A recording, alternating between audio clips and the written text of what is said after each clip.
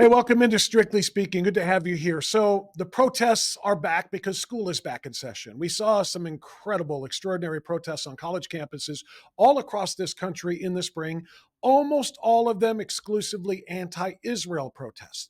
So, the question becomes why? Who are these people? Who's directing them? Who's driving them? And what does it mean? Ryan Mauro is an investigative researcher with Capital Research Center focused on extremist groups and foreign threats. And he spent 21 years as an adjunct professor of international security and counterterrorism.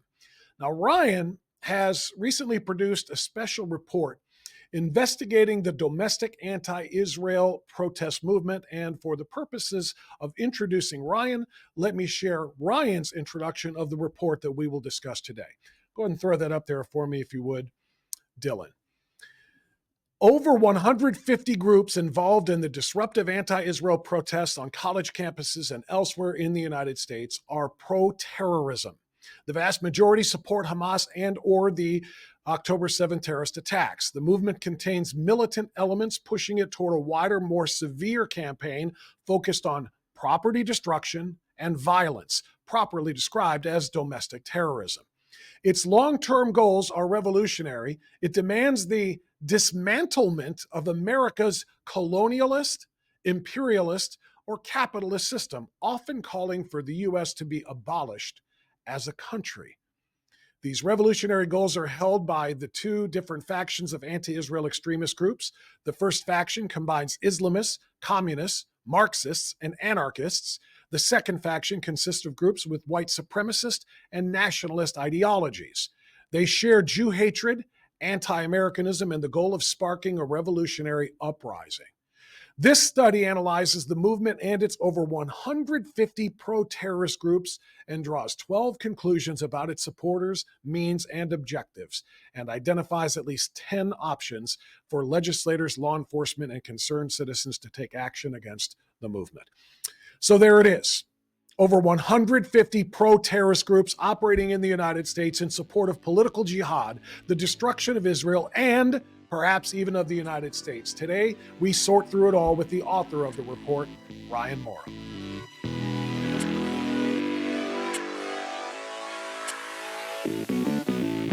Ryan, so good to see you, my friend. How are you? I'm doing well. Thanks so much for having me. We have a little history, you and I. We've done a lot of radio together. We've talked a lot about jihad. We've talked about global caliphates, and you've just done some extraordinary research.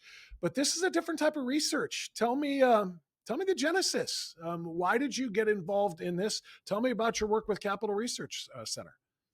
Sure. So at Capital Research Center, I focus on primarily the nonprofits, but also informal groups that are within the United States and are extremist groups or are connected to some type of foreign threat. Since in today's globalized world, it's often the same thing. You can have a group that's located in Europe that's operating in the United States and vice versa.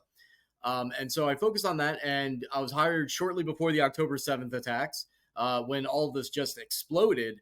And I, like most people, assumed when we saw these protests that, yeah, there were probably some bad actors in there, just like we've seen with rioting in Minneapolis and other places over the past decade. But I figured most people involved and most groups involved probably didn't want anything to do with that, and that the media was just zeroing in on that most dramatic minority. And as I was following this and as I really started diving in, I saw these different names popping up over and over again, as well as many new names. I said, all right, well, let me look at all these groups and also study what the protesters are saying on their personal social media pages and see exactly what's driving this. And really, I was stunned. Even as pessimistic and as cynical as I am from studying this for over 20 years, I was shocked. And because what I found is that not just the majority, but the vast majority, like almost all of the groups, publicly and easily in an easily findable way, supported the October 7th attacks, declared support for Hamas or the Popular Front for the Liberation of Palestine, which is a communist terrorist group that's like integrated with Hamas. They're allies, but they operate essentially as one thing. And the leadership certainly was almost entirely Marxist or communist, depending what term you want, Islamist extremist, or anarchists.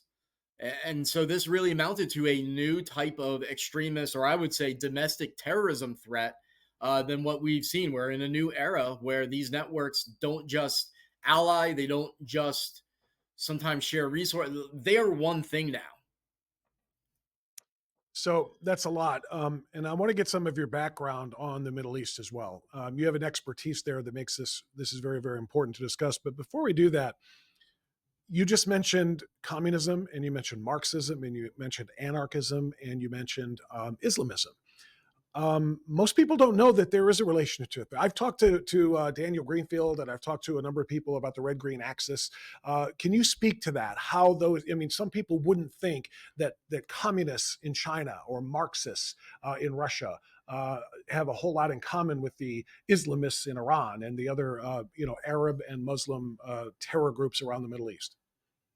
Right. So it's partially an alliance of convenience. They all hate the United States and therefore hate Israel. It's not the other way around, by the way. There's a misperception out there that the United States is hated because we support Israel. But if you look what these groups say, they characterize and condemn Israel for being an appendage of America. Very, very important. But the reason that these countries like Russia, China, even North Korea's supporters in the United States, and that actually exists. There are people who like North Korea. That they all believe in a revolution and separatism in some cases within the United States. They don't agree on what follows that so much. I don't even know if they have an idea themselves on what follows that, besides some vague notion of some utopian society. But they all want to see the police dismantled, particularly as a precursor to a violent revolution in the United States that, and they'll also say this, that abolishes the United States. Just like how they say Israel is Palestine, Israel doesn't have a right to exist, it's an illegitimate state. They say the same thing about the United States. They call the United States Turtle Island, based in this Native American myth that this whole continent, the U.S., Canada, and even Mexico, were called Turtle Island by Native American tribes long ago, and we are the occupiers, just like Israel occupies Palestine. Therefore, we should be destroyed.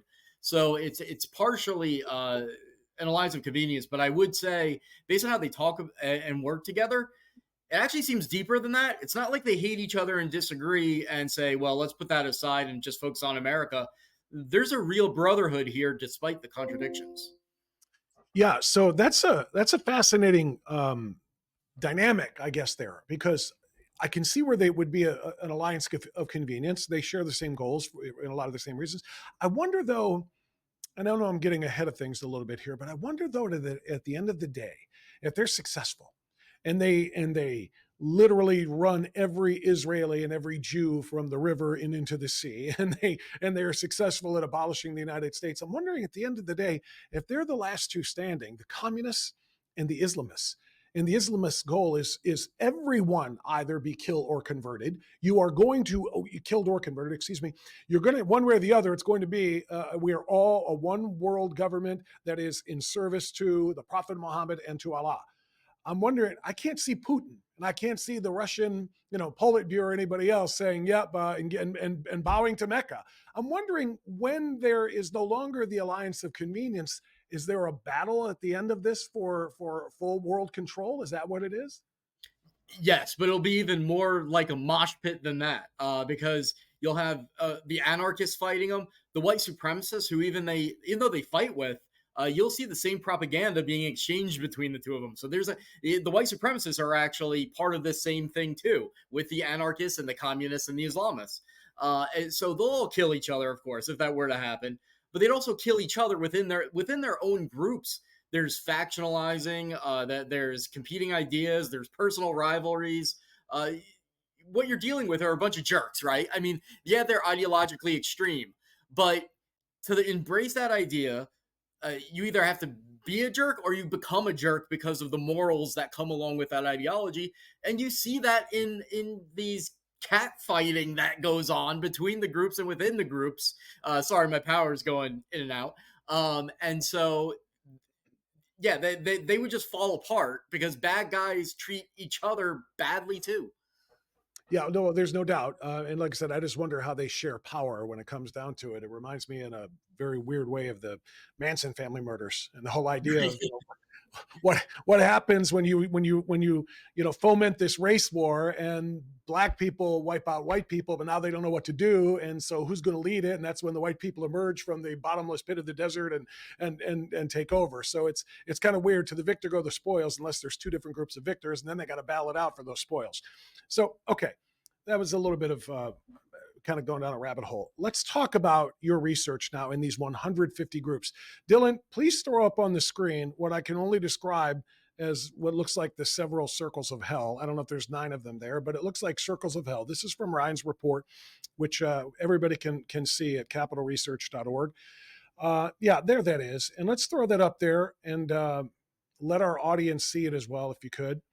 And I want you to just kind of give us a narrative here and tell us what we're looking at. If we scroll down to put the header up there for just 1 second, 150, over 150 groups involved in the disruptive anti-Israel protests on campuses and elsewhere in the U.S. And they are pro-terrorism. They're not just freedom and liberation of Palestine or what they see as Palestine. They are pro-terrorism and supportive of the October 7th, 2023 atrocities in Israel. So Ryan, take us through what we're looking at here with the circles.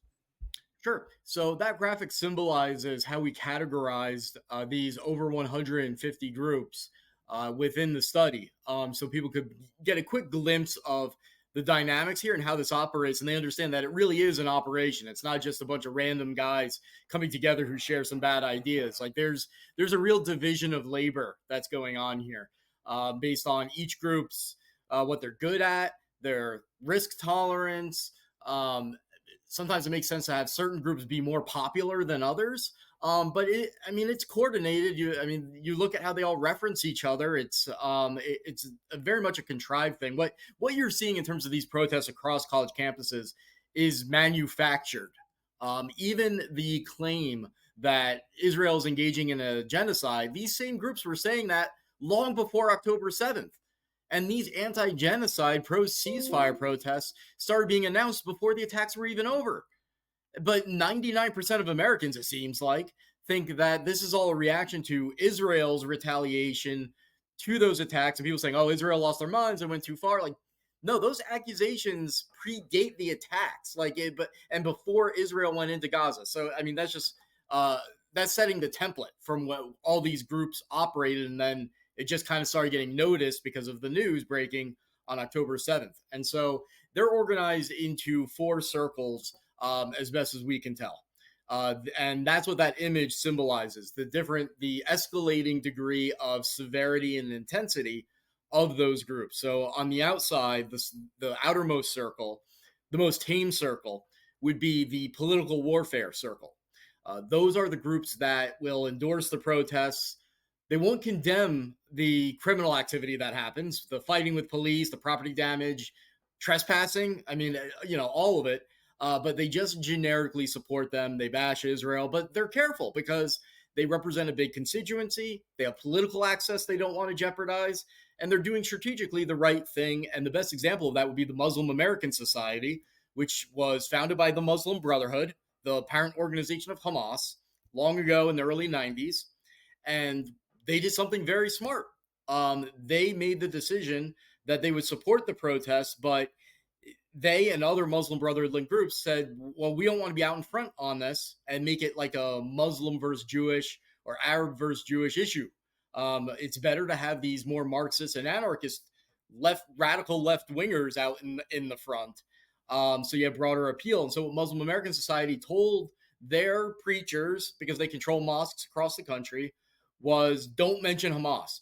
You have a religious obligation to pray for the people of Palestine and wish for them to prevail, but you have no religious obligation to say we support Hamas. And they actually wrote this. They said, remember, it is illegal to support Hamas in the United States. You could run into some trouble if you mention that. So instead, just talk about supporting the Palestinian resistance and Palestinians very generically. And so that's what this outer circle has done. In order to avoid the damage that comes with supporting Hamas. They just don't use the word Hamas. It's kind of, I don't know how valuable that is, because Hamas is obviously doing what they are doing in support of a quote unquote free Palestine. I mean, if Hamas is chanting from the river to the sea, and the students are chanting from the river to the sea, and all of these groups on the outer circle you're talking about there, Democratic Socialists of America, BLM, I don't know, I don't see CARE anywhere on there, by the way. I have to ask you about that in a moment. Sure. But if they're all doing the same thing, I mean, if they don't say the word Hamas, but they are literally marching in the same parades or in the same protests, if they're damaging things in the same cause, what's the difference? Okay, so people like your listeners and you, Bob, and myself, we live in a bubble where we see that. Okay, we have brains that are trained to see that there is no difference. The vast majority of people do not see that. And so that's what these groups are targeting. They know that for to their own constituency, they have to do something. They can't just lie to the point where they're like, "Oh, we're pro-Israel and we condemn the attacks." That's too much. So they have to signal to their own supporters, "We support Hamas. We're in favor of what's happening. We support the protests." But they don't want to do so in a way that results in a backlash. CARE, for example, the Council on American Islamic Relations, they stepped in it because after the October 7th attacks, they got cocky because they've been involved in so many bad things, connections to the Muslim Brotherhood and things like that, that they thought they were invincible. And their executive director spoke at a pro Hamas event and was jazzed up by the audience we wanted to appeal to and celebrated the attacks of October 7th, which vindicated all of us who have had our reputations damaged in a very, very substantial personal way for a very long time, in a permanent way, who have said they are connected to Hamas, they support Hamas despite what they're saying. And we're all vindicated. Of course, there's no apologies coming our way. But it demolished the work that they have done for decades, denying that they're sympathetic towards Hamas, because now the leader came out and couldn't resist celebrating the attacks. And so other Is groups CARE saw that. still is CARE still designated as a foreign terrorist organization? In the United Arab Emirates, they are. The U.S. does not consider them that because they're not foreign. So Okay, well, not foreign, but they are supporting foreign terrorists. That's the thing. They may not be foreign, but I mean they are. And obviously, with their involvement in the Holy Land Foundation trial, as unindicted co-conspirators and their association with the Muslim Brotherhood, they clearly are that. And the only reason I'm focusing on it, obviously, is what's the leader's name? The one who stepped in it, who actually celebrated Nihad Awad. Nihad Awad. Thank you for the reminder.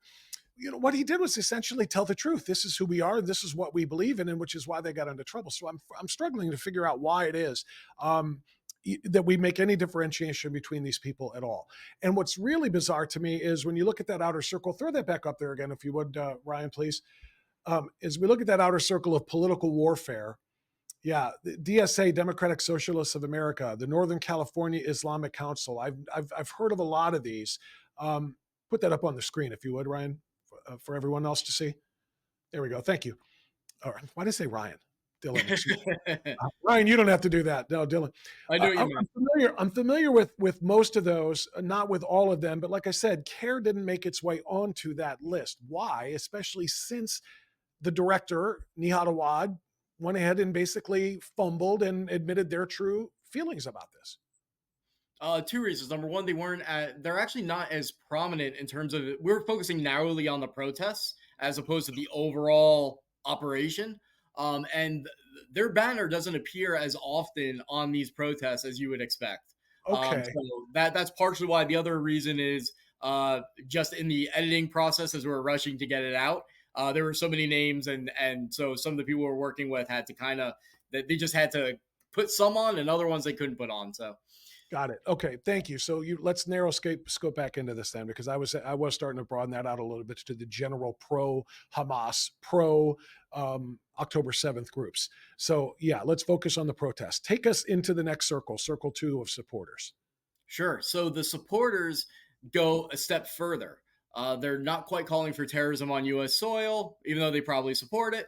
But what they are doing are things that they're doing what the initial circle is doing, obviously, in promoting the protests and in general, building coalitions. That's the other big thing that these two circles, the outermost and this one, supporters are doing, is that they are viewing the protest, not as an issue related protest, a singular issue.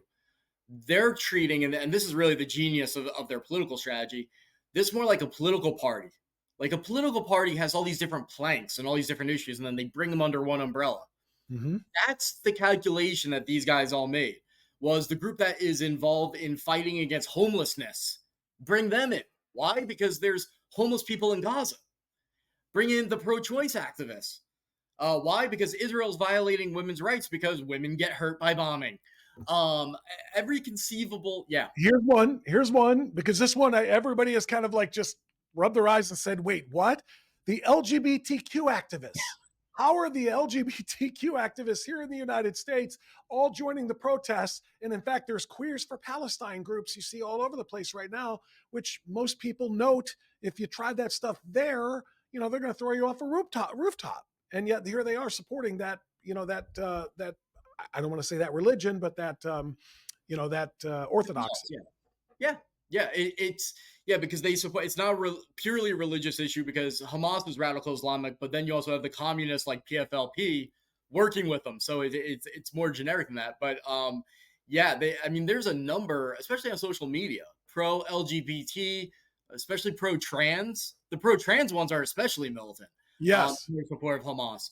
So that that segment within the pro LGBT community, very supportive of Hamas. Now, I don't know that all LGBT people and their supporters support Hamas, but I'll tell you that in terms of the online presence, very skewed in favor of Hamas, like not just anti-Israel.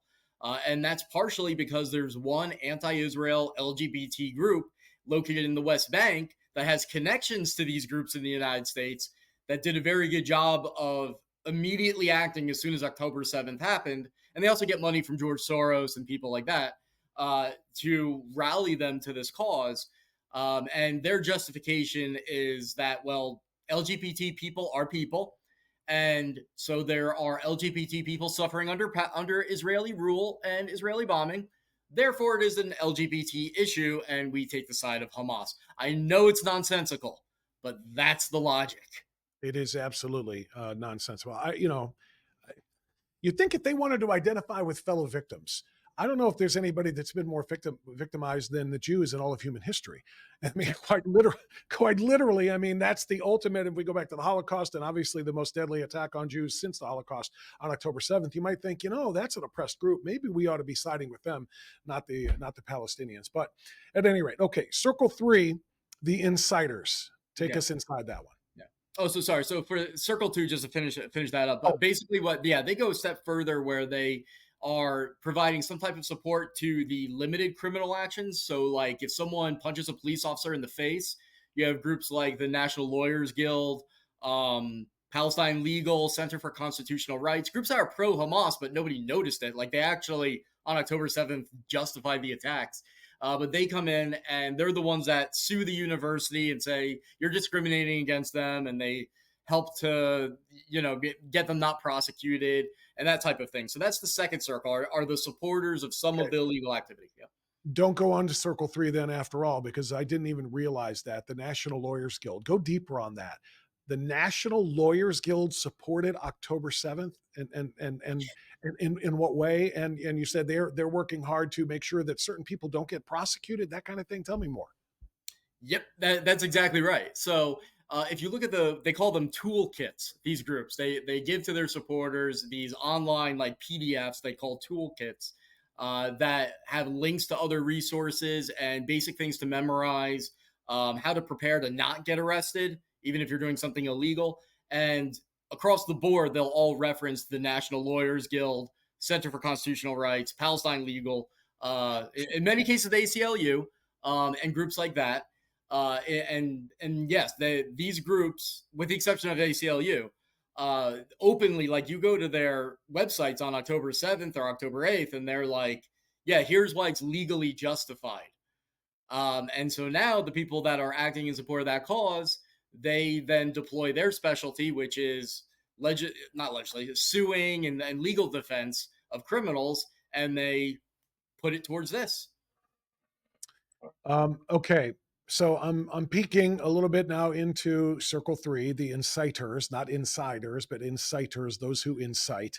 And I am stunned. I see three names there on the inside, and I am stunned by the one on the left, the Jewish Voice for Peace. Tell us about that group.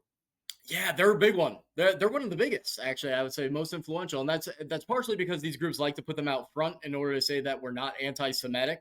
Hmm. But the reality is, you can have people that belong to a people group that adopt the negative stereotypes and the extremist propaganda of the people group they belong to. I mean, historically, that happens. And this is an example of that. Jewish Voice for Peace, even though after much pushing, they condemned what happened on October 7th, individual chapters celebrate what happened on October 7th. Individual chapters support Hamas. And if you bring up the topic of whether violence against Israel is justified, they give this like wishy-washy answer. So more than the other groups, where the other groups are consistent but they hide it a little bit, Jewish Voice for Peace, I guess they've just got to be lying, because there's no way to reconcile what they say at one point with what they say on another day in another situation. But broadly, their actions and their statements are effectively pro Hamas, definitely pro PFLP, another group that participated on October 7th. And they use the fact that they are, I say supposedly of Jewish background, because most of them are not religious, that's for sure. And there have been allegations that their events consist largely of non Jews. So there's Jews in there and in the leadership, but the people that come out to their rallies and make them look powerful, not necessarily Jews. And so they're very powerful, and they egg this on. They don't just endorse it broadly, but they actually come to the defense of people who get arrested. I've seen chapters even legitimize violence against the United States. Why? Because we're an occupier too. Wow.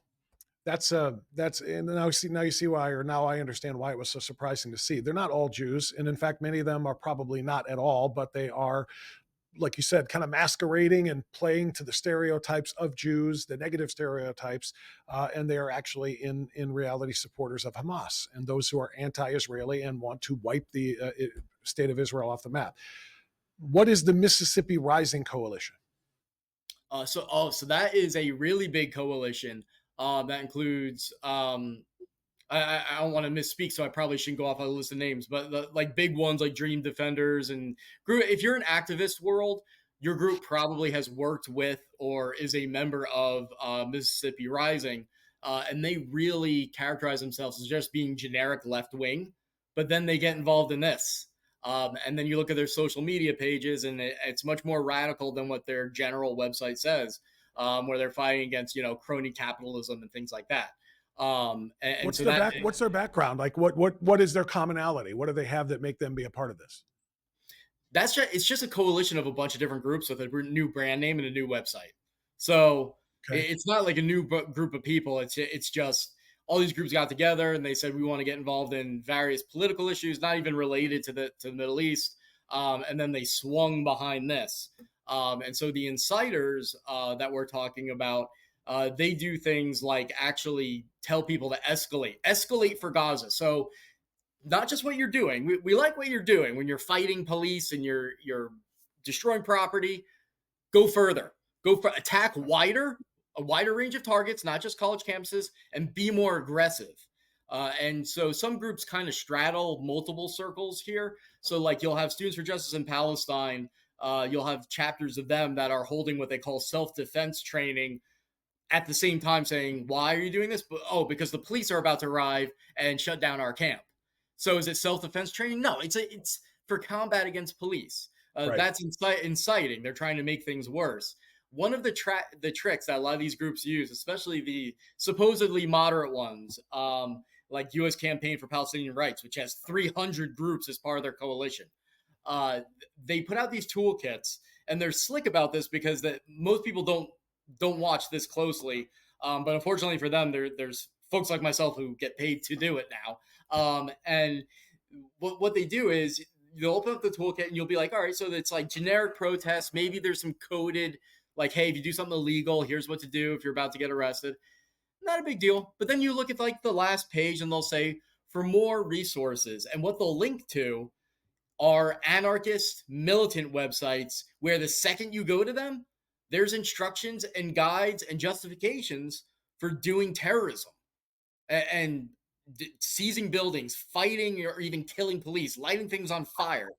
And so what they'll say is like, Oh, for more information on how to organize a protest and communicate in a productive way with your co-members, go to this militant anarchist website. Now, to someone like us, we know you didn't have to point to that website. That's like saying you're teaching a student electronics.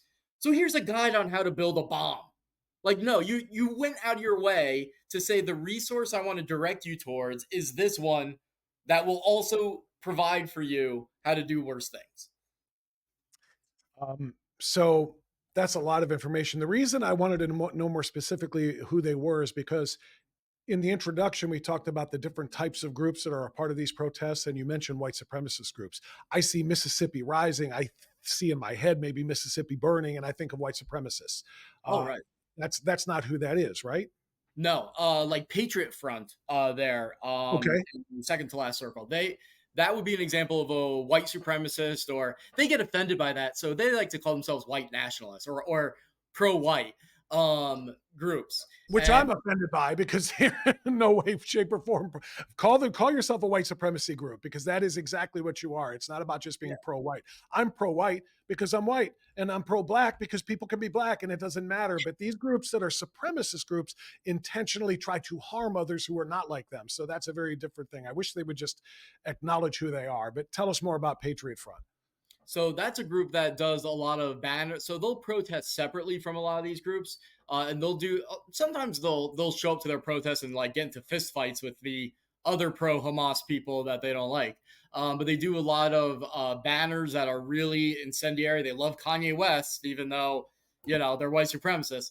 And they do a lot of harassment, dropping off banners or leaflets at places. So there's actually a lot of protest activity just by Patriot Front, and I've got to say because things are so politicized, uh, sort of like how when you talk to someone, uh, a lot of people on the left when you bring up this issue, they kind of want to deny that Antifa exists. They want to deny that all this is going on and say you're just a Republican hater who wants to make us all look bad.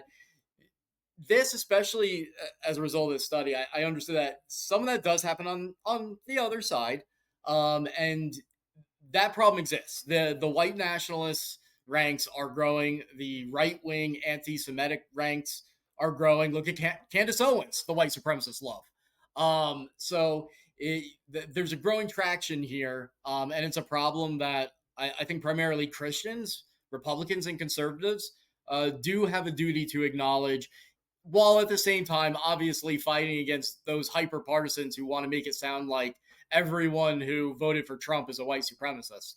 That's why I think you're right. Conservatives, people need to call these groups out and know who they are, which is why I'm glad we're talking to you and sharing this with others, because you need to know who to condemn because they do not respect, or excuse me, they do not reflect or represent anything that conservatism stands for. So it is important. Okay, let's get into the final circle, the center circle here, and this, of course, is the most important one, and it starts with the Students for Palestine, Students for Justice in Palestine, rather, because that's what you see the most and you hear the most in all of these campus protests. Students for Justice in Palestine. I think that's the group that took over the building. Now I'm going to mix them up. Was that one at Yale or was that at Columbia? Where they That was actually a coalition they were a part of. So yeah, they always operate in coalition, so it's never like one group. okay, and the reason I want to focus on them a little bit more here, Ryan, is because they're students. One of the things as these protests went on all spring was a question that I asked many guests on this program. Um, how do they get into the minds of our students and get them out there chanting like 15 minutes ago they've never heard of Palestine, and in fact they shouldn't because there is no Palestine on a map anywhere, but suddenly it's the most important cause in their life. They're out there, they're challenging law enforcement, they are waving banners, they're chanting from the river to the sea, and it's like, how did they get our students involved? And then we started to hear on the kind of on the fringes, well, many of these thousands of students on campuses aren't students at all. They're members of these groups that you're focusing on right now. So bring those two things together now. How do they get our students aligned and allied with so many of these terror supporting organizations you're outlining right now? Yeah, you actually mentioned a point I don't go into in the study so much, but it's very important, which is that so many of the protesters are not students, but being students gives you an air of legitimacy because it especially reminds people of like the civil rights protests and in the Yes. 60s. So I've actually seen arguments take place in these pro-terrorism chats where some people are saying, keep depicting this as pro-student, as just a student thing, and then others saying, no, it's wider now. We've already gotten everything we can out of that characterization, so drop the student thing. And I've seen them actually fight over that. But how do they do it? There's the operational element involving the groups, and then there's different psychological, social elements at play that I think I've got a good grasp on. Because one of the things I would do is I would watch like anyone filming live, like an Instagram or Facebook live. I would look at those conversations. I would look at the comments of individual protesters in their posts. I would look at their non-political posts because a lot of these people, they're not political 24/7. So I want to know them as people. And it's important for us to do that because it's important that they're pro Hamas, but if you want to know where the problem comes from, it's probably coming from outside of that belief because you're not born with that belief. But operationally, Students for Justice in Palestine, which is almost like a wing of American Muslims for Palestine, but Students for Justice in Palestine, they have hundreds of chapters in the U.S. and Canada. And their funding is very disguised through some mechanisms that we talk about in the study. But after October 7th, they weren't just pro Hamas. Like, this is one of the facts I want every listener to like really memorize for conversation. Like this might be the most important thing from this interview. Students for Justice in Palestine said they do not just support Hamas; they are part of Hamas. They are part of a designated foreign terrorist organization. So if you talk to school officials and administration, the question isn't why are you allowing pro-Hamas groups with their constitutionally protected rights to have that opinion? No, no, no. Why are you allowing Hamas to operate on campus? Who in Students for Justice in Palestine said that, Ryan? Who did they issue a press release, a directive? Is there a president of Students for Justice in Palestine? And I say so. Who says that? They, they actually don't have a president really because they barely exist on paper because of all this arrangement that they have. But it was the official Students for Justice in Palestine Day of Resistance toolkit that they distributed to their protesters. And Publicly available, and a link to it. That's where it actually said, we are Hamas. We are not just supporters of Hamas. We are Hamas. They said we are part of the resistance. Well, Hamas, by the way, is an acronym for Islamic Resistance Movement. So a lot of them will say we support the resistance movement or Islamic resistance. And people think they're not talking about Hamas, or maybe it's vague. Like, no, they're just that's just the formal name of Hamas. And so what this group did was they said that they gave themselves no wiggle room because they first were praising the resistance movement, the resistance groups that did October 7th. And then they said, we are part of that resistance group, that resistance movement, which is obviously Hamas. So they chose to not even give themselves some smart wiggle room so that they could deny this at a later date. See, that's why I'm glad to have you here, because I've talked to a lot of people about October 7th in the last year, a lot of people. I mean, from Alan Dershowitz to Rabbi Michael Barclay to, I mentioned before, Daniel Grayfield, a whole lot of other people with a lot of expertise here. No one brought that up until you just did. And what I want to know, Ryan, is how did the universities, which largely defended on the rights of, the First Amendment rights of free speech and freedom to protest and so forth, these groups, but did also, I don't want to say categorically, but in some way, shape, or form, they all said, we condemn the atrocities of October 7th, but we support students' rights to be heard and to protest and so forth. They would have to defend that. They would have to say, we're okay with them saying we are Hamas. We are part of the resistance movement, that, as you say, Hamas is an acronym for. Did any of the colleges address that aspect of Students for Justice in Palestine? They have no clue. I mean, if you hadn't heard of it and like you're really in on these issues, you're not just a normal show host. Like you're really into it beyond a normal politically oriented show host would be. So I'm trying to learn it. I'm trying to learn it the best I can. It's important. You know it very well, though. I know it from talking to you for years and years. So if even you haven't heard of it, and that's not a criticism because virtually nobody has heard of it, then of course the school administration hasn't heard of it. I think most members of Students of Justice in Palestine, I think, don't even realize it. But it's the truth. And so one of the action items that we I urge people to do is, if you want to contact school administration, because some schools are shutting down these chapters for doing illegal things, for other reasons, you want to nail them in a one sentence question. You just bring this up. Sister Justice in Palestine, here's the proof, says they're Hamas, is a designated foreign terrorist organization that is legally not allowed to operate in the United States, allowed to operate on your campus. On your campus, bingo. That's exactly right. And I hope anybody who's watching right now, if you're a parent, God, I've got a son in college and a daughter in law school, and I'm so glad they haven't crossed any of this stuff, and none of this stuff has happened where they are. But if I'm a parent and I've got a kid at Columbia or Yale or any of the places there, or MIT that are having these radical, and I don't know, I'm picking the Ivies and the elite schools in the East Coast, but it's happening on the West Coast too. It's even happening in Middle America too, in flyover country. If I'm a parent who's got a kid on a college where I know these things are happening, and I know that there is an actual organization, that is not just pro-terrorist, but part of a terrorist group. I don't want that group operating on my kid's campus. And I hope anybody who's reading your report or listening to us right now will indeed look into that and call an administrative office or somebody and find out. Because if there are not just pro-terrorist groups have no business on campus either. Right. But an organization that declares itself to be that terrorist organization itself is on campus, there has to be action taken. So that's an astounding revelation, Ryan. Yeah, and they sometimes get money from the university too, because they have a lot of the time they have student budgets from tuition, and if you have a student group, the school gives you a budget, so your money's also going towards them. You're making it more painful the more we go, the further we go here. Let's hit those other three in the core: the People's Forum, Dream Defenders. You don't have to do something specific on each of them, and the All African People's Revolutionary Army. But give me a thumbnail sketch of these groups. Sure. So there's black supremacist groups or like Pan-Africanist groups that are part of this. Part of the reason we chose different groups, some of them are not as well known, are not even necessarily the best example of each circle, was to show the diversity of the movement. So people could see that it's, you think of these movements, you're thinking, oh, it's Hamas supporters. I kind of know what it looks like.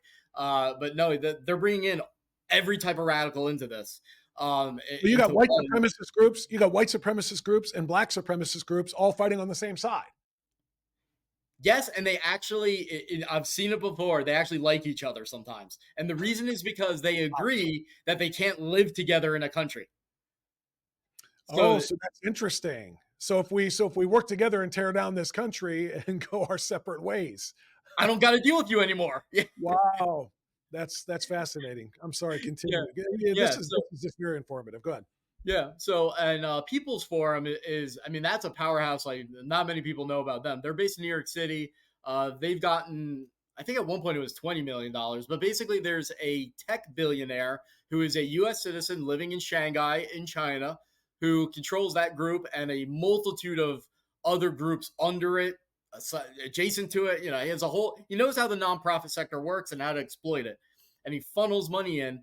And he is, even the New York Times acknowledges it. He is in bed with the communist Chinese government. Like, he actually has contracts and business with entities whose sole purpose is spreading propaganda for the Chinese Communist Party.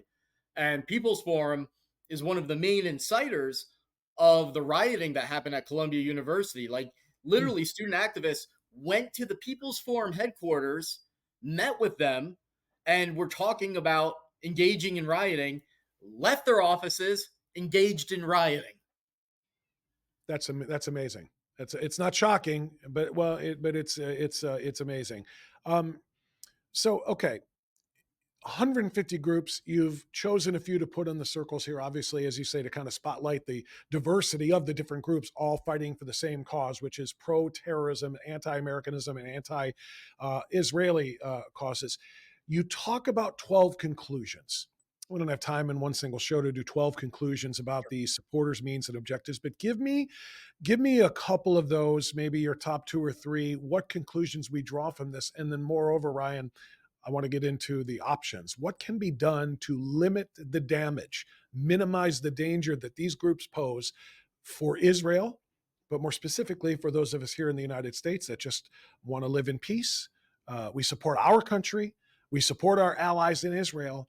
And we have all of this anti-American and anti-Israeli 150 pro-terrorist groups living and working and operating among us and on our campuses. So we have to talk about what our options are and what we can do. So let's start with the conclusions. Sure. So I think most of them we've actually mentioned, but there is one that we didn't mention, which is that I read possibly every single article about the protests in mainstream media sources. If I missed a few, then we could say 95%, but I mean, it's over 90% for sure. And I can't recall a single one that I think maybe there's actually, yeah, all right. So there's like maybe a couple, but almost none of them would actually mention the fact that any of these groups are connected to or are pro Hamas when mentioning. So they're covering, oh, why are you protesting? And they quoted someone from Within Our Lifetime or Students for Justice in Palestine, but they don't tell the audience the very relevant fact that they are pro Hamas, or the reporter hasn't taken the time to do it themselves. And I know a lot of reporters. I kind of get it because their workload is beyond what most people can even comprehend, and they're so underpaid. Like, I get it. There's a limited amount of time, so you've got the words you need to get the article out. Looking into the extremism of those groups is maybe beyond your scope, so I have some sympathy. That being said, it should still be in there. And these groups should not get free PR as legitimate civil rights activists behind these protests and quoted just like they're these good, honorable people. No, if they support Hamas, the audience should probably be told that. And so that's a massive media failure, unlike anything I've ever seen, is one of the conclusions.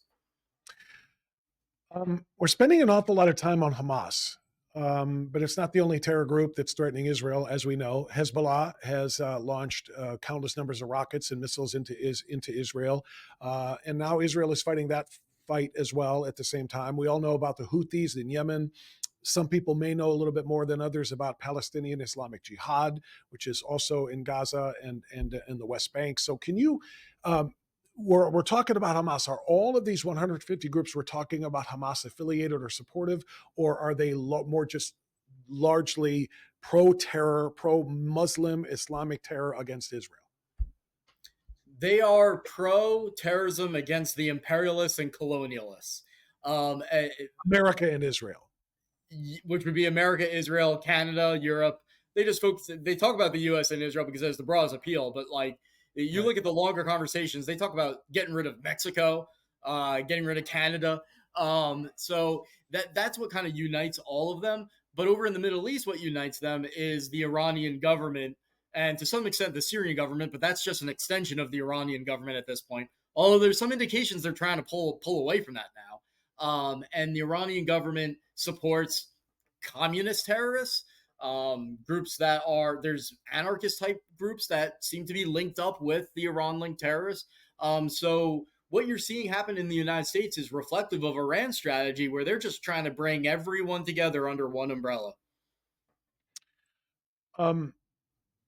You mentioned that these groups, the ones that we were talking about in the circle, including the Students for Justice in Palestine, they broadcast themselves as being pro October 7th, not just pro Palestine and pro justice for Palestine, and even the river to the sea, let's get rid of Israel, but the specifics of pro October 7th, the barbarism.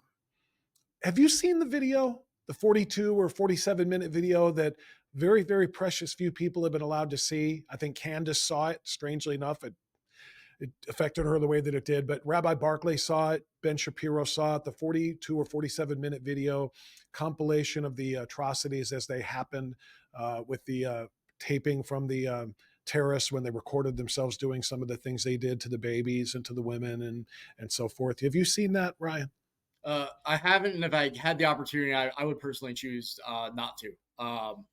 Yeah, it would be too damaging to my own mental health, honestly. That's exactly what many of those who have seen it have said, that they cannot sleep at night. They cannot get it out of their heads. It's something you'll never forget. But the reason I ask is they don't regret it, even though they regret it because they say, now I truly know the depths of the evil that we are fighting here. And I wonder if, I don't know. I guess I don't wonder. I don't believe that most of the terror groups that we just discussed that are here, fostering and fomenting the hatred and these protests and so forth, I bet they don't know. When they say they're pro October 7th, they don't know what happened over there that day.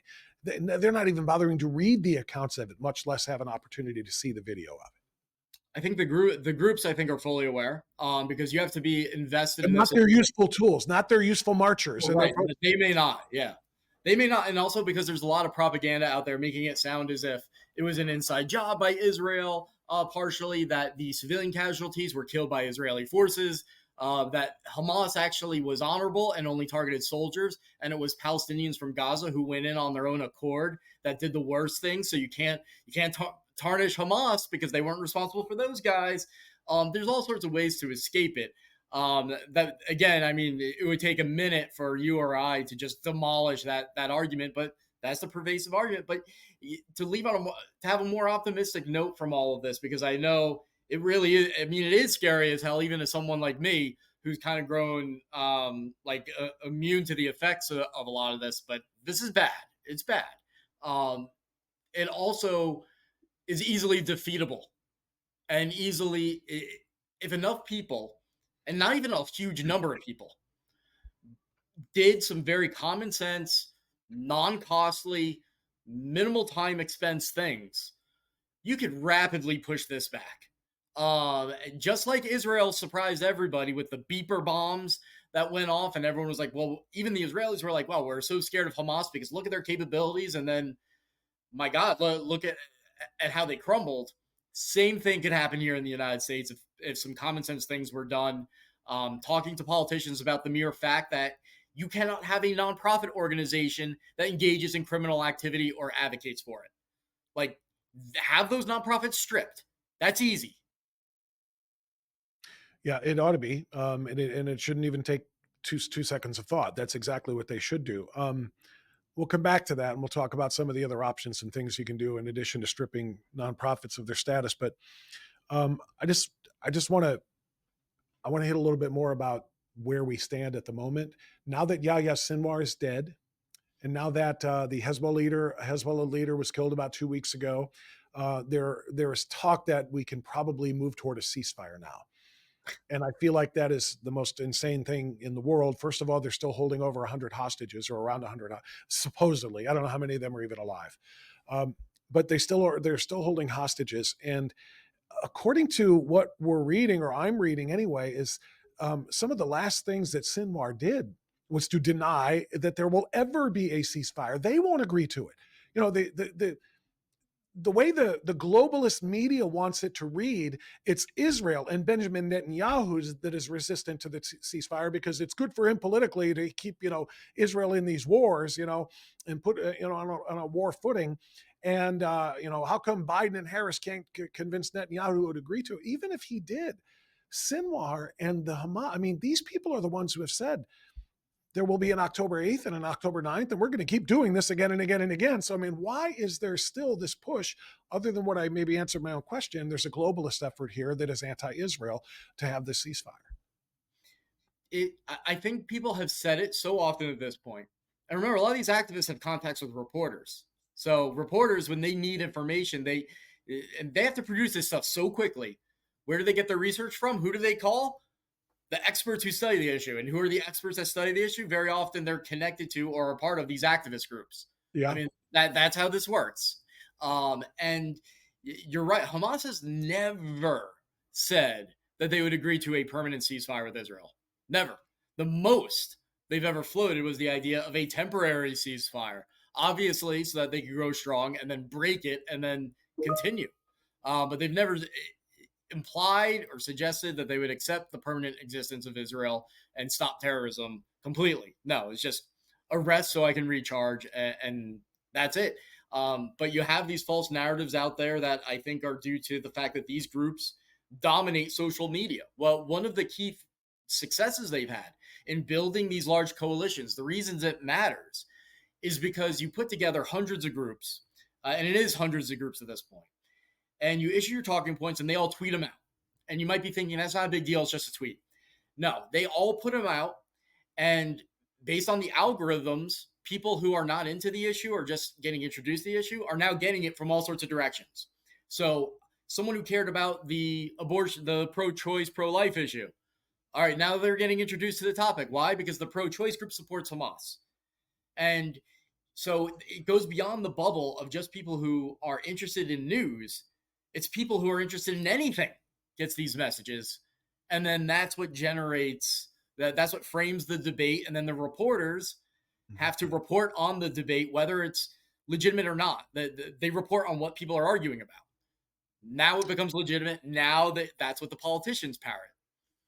That's a great point, and it's just so frustrating. It's so utterly frustrating the way they keep painting, Netanyahu and the Israelis as the bloodthirsty warmongers. They're the ones who want to continue to battle, and all they're trying to do is live in peace. Will there ever be the proverbial two-state solution? I mean, I think I hear so. people. You think there will be? I do. Tell me how. I, Tell me how I that do. happens. Well, there's two competing trends. The one trend results in the United States falling apart. That's if these groups continue like they are apace and people don't stop them. Very easy to do, because you're going to have dueling insurgencies between the far left Islamists and the far, I hate the term far right, but you know what I mean, the white supremacist, anti-government anarchist types on the other side. Right. And then the U.S. just falls apart because Republicans and Democrats and everyone hates each other so much that they all go their own separate ways. And that's the one scenario. The other scenario, I'm actually more optimistic about the trends in the Middle East than I am in America, to be honest with you. But the other possibility here is that the Iranian regime falls or is defanged. And then the other state sponsors of all this, because again, this is all manufactured, it comes out of factories, that they're unable to do that. That's all ripped apart. And I do think that our side, the side of peace, their arguments are so much more persuasive that once you remove that intellectual blockade on populations that is instituted by these groups and by these state sponsors of terrorism, incrementally things are actually, I would say, rapidly move in that direction. You're already seeing it happen. You're seeing the majority of Gazans now say October 7th was a mistake. It's because it hurt them so much. I wish it was because they thought it was just morally wrong, but it's a trend in the side of peace. Saudi Arabia, the UAE, and the Abraham Accords, those countries, and that's a dramatically positive trend. And my personal recommendation is that what should replace Hamas in Gaza is an administration, either a new Palestinian Authority type group or a seized Palestinian Authority that is under the control and financing of Saudi Arabia, UAE, Egypt, Jordan, and countries like that, and put them in power and actually offer those people an alternative, because they haven't had really the choice of anything between the Palestinian Authority that supports terrorism and Hamas and those groups that support terrorism just to a greater degree.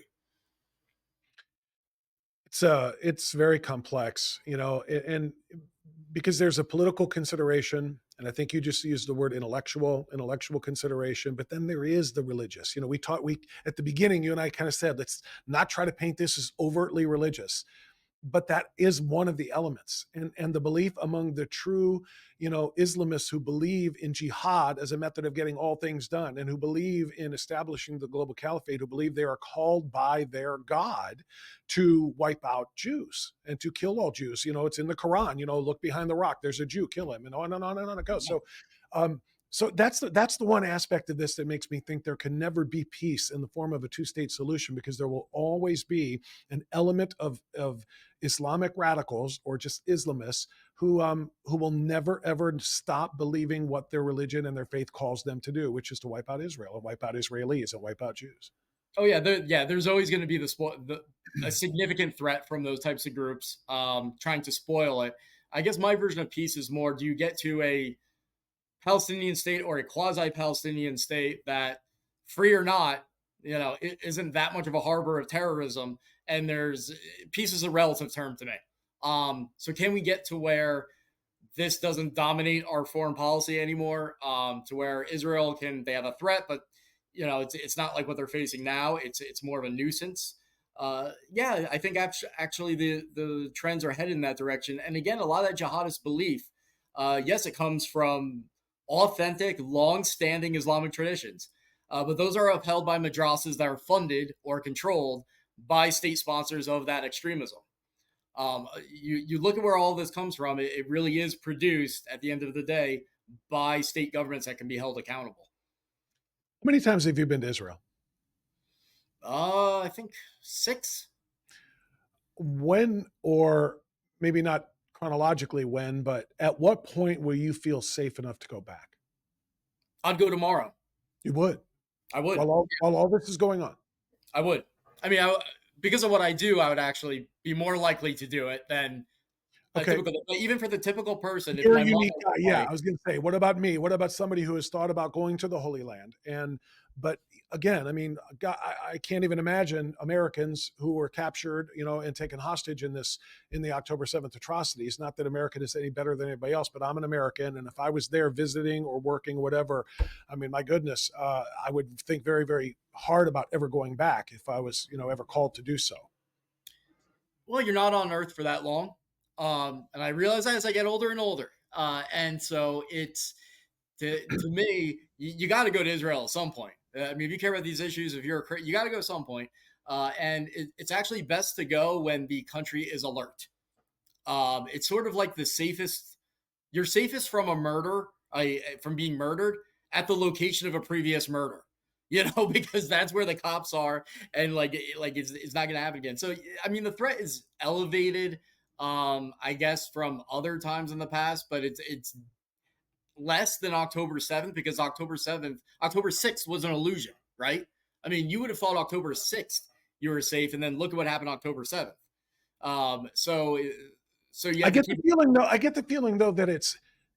I would never really feel safe, even in an October 6th mindset, because at virtually any time of the day or night, at any point in the year, missiles and rockets are coming in from Lebanon, or they're coming in from Gaza.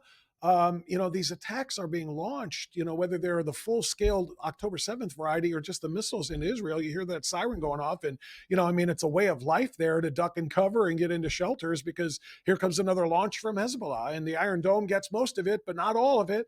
You know what I mean? At what point am I there visiting the Holy Land, and here comes one that gets through? It's just, you know what I mean?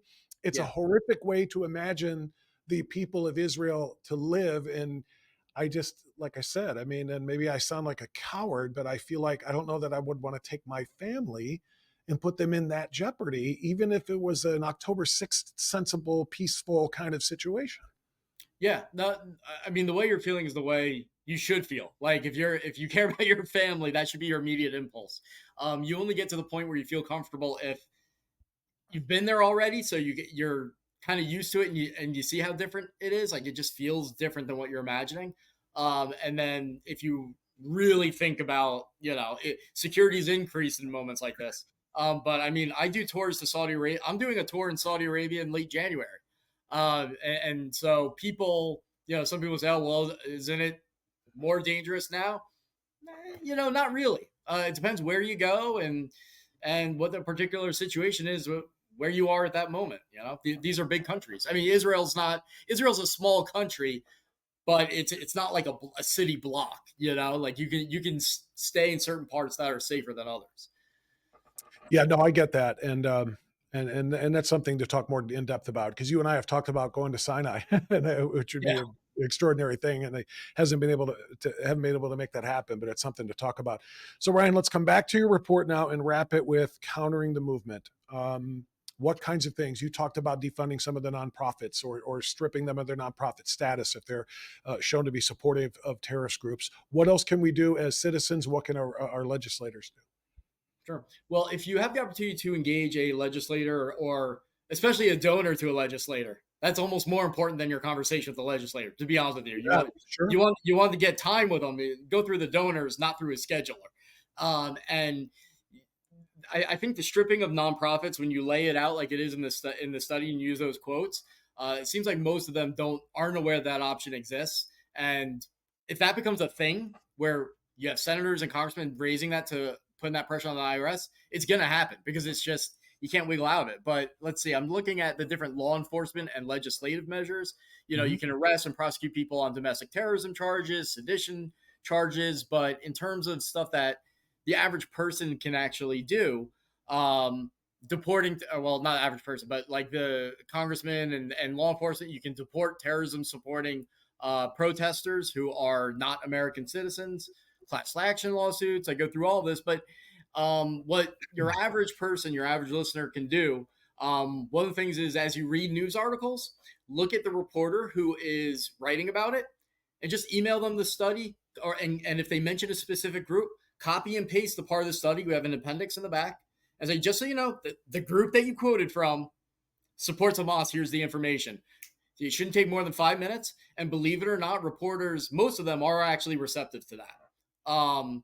They're receptive to information like that that's very succinct and powerful and relevant to what they're doing. So I would say those are the biggest recommendations I would have.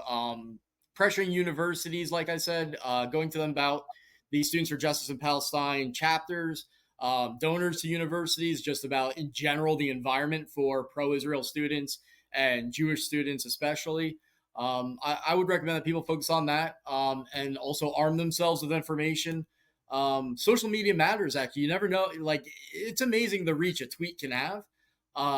So this study, what's good about it is that there's so much you can just easily copy and paste and fit into a tweet. And so arm yourself with information. The website is capitalresearch.org. And the name of the study is Marching Towards Violence.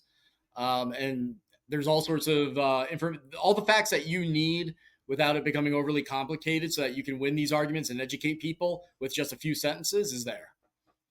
Yeah, it's extraordinarily important. People just need to read this, learn it first. And, if you can print it, it's 150 pages with your endnotes and sources. So it's a little less than that. But if you can print it and read it with a highlighter in mind, because you can do exactly what Ryan just did, or even if you're on a PDF on your computer and you can highlight lines, copy those, paste those, and respond to people whenever you see misinformation or information about this, particularly if you do want to share things with legislators too. And with the college, not admissions, but administrators and trustees and so on and so forth. Let them know what's going on their campuses. If you've got a kid on campus somewhere, find out if there is a Students for Justice in Palestine chapter there. Find out about that and share that information with the people that you need to. And Ryan has done all of the hard work for us here. So capitalresearch.org, look for Ryan's report there. It's called Marching Toward Violence. Can you throw that up one more time there, Dylan, for us? Marching Toward Violence, the Domestic Anti-Israel Protest Movement by Ryan Mauro. Read it, learn it, share it with others, because we're in, I don't want to say, Ryan, I introduced you by talking about your introductory words here, and I'm going to see if I can close by reading them again, or a portion of them again. Let's see here. The part that says, the long-term goals are revolutionary. It demands the dismantlement of America's colonialist, imperialist, or capitalist system, often calling for the U.S. to be abolished as a country. This is not just an Israeli threat. This is an American threat. And if we're not aware of it, we are not going to be able to combat it. And this is the best way to educate ourselves, is to read this report by Ryan Mauro. Ryan, thank you for all of it. Keep up the phenomenal work, and let's keep those lines of communication open. It's been too long since I've talked to you. I learn so much every time I do talk to you, so keep that up, and I look forward to speaking with you again. All right, look forward to talking with you. Thanks, Bob. Thank you. You got it. All right, there's a lot you need to share on this one. Seriously, I appreciate you watching Strictly Speaking. Don't just watch and then shut it off and go away now. I want you to share that report if you can. Make sure you like and give us a good review on whether you're watching this on YouTube or on Rumble, or if you're listening to it on Spotify. Hit the alert button so that you can know when we drop new content. But share Ryan Mauro's this episode, on your social media platforms, in all of your social circles, email lists, whatever you've got. It's extraordinarily important information. We're glad you got it from us right here on Strictly Speaking. See you next time.